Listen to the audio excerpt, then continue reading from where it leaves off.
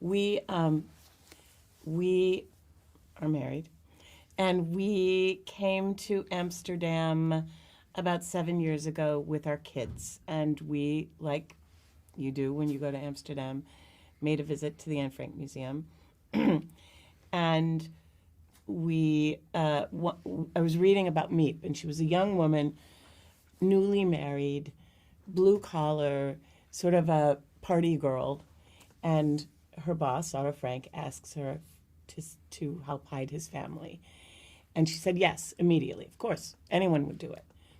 And I turned to my son, who was around the same age, and I suddenly was struck that she wasn't this person who knew how to hide people or was exceptionally, courageous. She was just an ordinary person. And I thought, she's him. She's this guy, my son, who's amazing and passionate and smart and empathetic.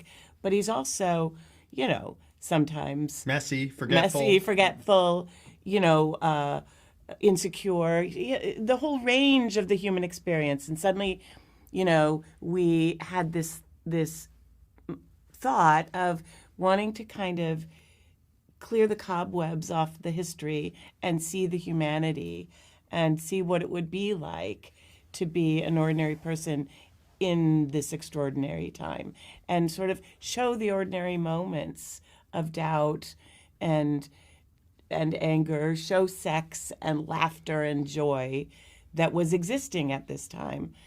So that was kind of where it came from. I had met Susanna Fogel, our EP and director, for a different project a couple of years back, and we both really wanted to work together, and then she offered me this one. And when I was offered the job, I was like, oh, I have no idea who Miep Gies is, so that's interesting. But also I tend to shy away from period stuff. I find myself feeling very distant from it when I'm like dressed in olden day clothes and like speaking in olden day language, and feel like it's difficult to connect to it.